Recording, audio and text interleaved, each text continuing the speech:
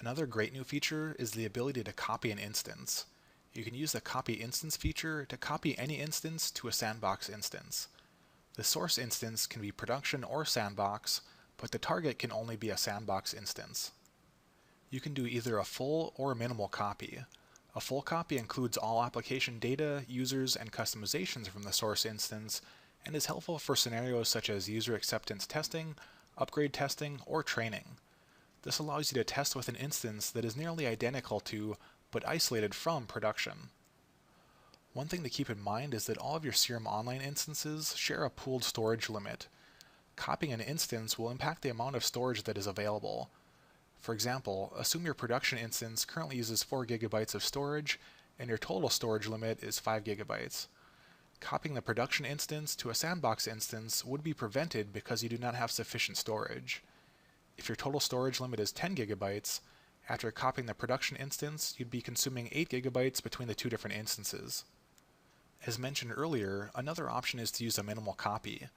A minimal copy only includes users, customizations, and schema from the source instance, and is suitable for scenarios such as iterative team development, ISV solutions, or a proof of concept. When you use the copy feature, the target instance will be deleted and replaced with a copy of the data and customizations from the source instance. You will not be able to recover any of the deleted data. Once the copy process is complete, the target instance is placed in administration mode and background operations are disabled. You might be wondering, why is the target instance placed in administration mode by default? Even though the production and sandbox databases are isolated from each other, you may have customizations that reach out to external services. Without updates to these connections, you could inadvertently perform operations in a production service while working in a sandbox instance. Enabling administration mode by default reduces the risk of production impact. After the copy operation is complete, you'll have an opportunity to resolve any issues in the sandbox instance before bringing the instance fully back online. As mentioned in the administration mode topic, only those with the CRM System Administrator or System Customizer security roles can sign in and manage an instance that's in administration mode. Regular CRM users cannot sign in and use the copy instance until administration mode is disabled. Also by default, background operations are disabled in the copy instance. The background operations are any asynchronous operations such as workflow and server-side synchronization with Microsoft Exchange. The list at the bottom of this slide provides some examples of the types of integrations with external services that should be reviewed before disabling administration mode. For example, you may want to make sure that server-side synchronization is not enabled so the system does not try to send outgoing emails. The server-side synchronization feature can only be enabled for one CRM organization per Exchange mailbox. If you're using Yammer integration in the source instance, you can disable Yammer integration or redirect to a separate Yammer network to prevent posts made in the sandbox instance from conflicting with posts made in the production instance. You can disable or reconfigure Yammer within the administration section available in the settings area. If the source instance is using SharePoint integration, you can deactivate or redirect SharePoint integration to a test SharePoint environment. You can disable SharePoint integration within the document management area within settings. You can open the properties of a site and then click deactivate. One of the most important things to review is any SDK extensions you may have, such as custom plugins, JavaScript, or iframes that interact with external services. You may need to disable these or reconfigure them so they do not interact with production versions of other services. You may also have integrations to other products, such as an integration with an ERP application. You may want to disable that integration or reconfigure it to point to a sandbox version of the application. Keep in mind that you normally only need to worry about integrations where CRM interacts with external services. If you have a one-way integration into CRM, that should not be impacted because it would still be pointing to your production instance. It is any integration from CRM to another application that you need to review. Let's take a quick look at how to use the new ability to copy an instance to a sandbox instance. So here I've already logged into my Microsoft Online portal, and I chose the CRM option to manage my different CRM instances. You can see I see a list of some that are production and some that are sandbox. And as I switch between them, you'll see different options appear. So one thing to be aware of though is that the copy option does appear for my production instances. And you'll want to do the copy on your source environment. So whatever instance you want to copy to some other instance, you'll want to start with that one and choose copy. And what I'm going to demonstrate here is that I've got my production instance. You can notice the blue navigation bar, and here I've got my production data.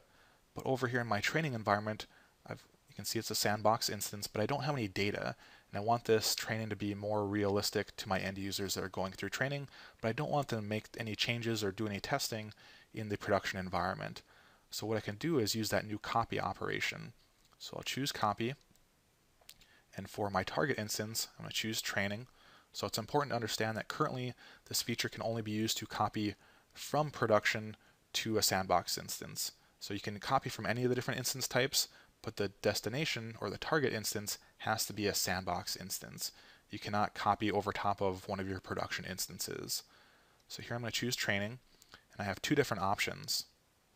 So regardless of what option I choose here, it is going to basically delete the current instance I have for the target instance and bring up a new instance that's based off of the source environment. So make sure that whatever you have as a target instance, that you don't have anything in there that you do not want to lose. Any data or customizations in that environment will be gone. It's basically going to delete that instance and bring up a new database based off of what you're copying from as your source instance. So if I choose a minimal copy, what that's going to do is it's going to delete my training instance that's currently being used. It's going to bring up a new instance that has the customizations from my source instance. But in some scenarios, you might want to have more than just the customizations. So for example, for my training, maybe I want to have all my different data that the users are used to seeing in their day-to-day business, and I want them to be able to test with that data in training. So in that case, I'm going to choose the full copy operation. And it's basically going to be an identical copy of that database in a place that can be used for non-production purposes, such as testing, training, or anything else that you want to use it for. But make sure you understand that your CRM Online Sandbox instances all use the storage from that same pool of storage. So if your company has 5 gigabytes of storage and production is using 2 gigabytes of that storage, if you copy production, there's going to be at least 4 gigabytes of storage used between your instances then. So make sure you have sufficient storage to use that copy operation. So I also have the option to change any of the general settings. These are also things that you can change after doing the copy operation by clicking Edit on the instance. I'm just going to choose to click the copy button, and I will get prompted to confirm this because, as mentioned, it is going to copy whatever was in that source instance, and all the data in my target instance is going to be deleted, and I cannot recover that. So it does want to make sure that you understand that and confirm that this is what you want to do. I'm going to click Yes, and you'll see that the environment that I'm copying to now shows with the preparing instance state.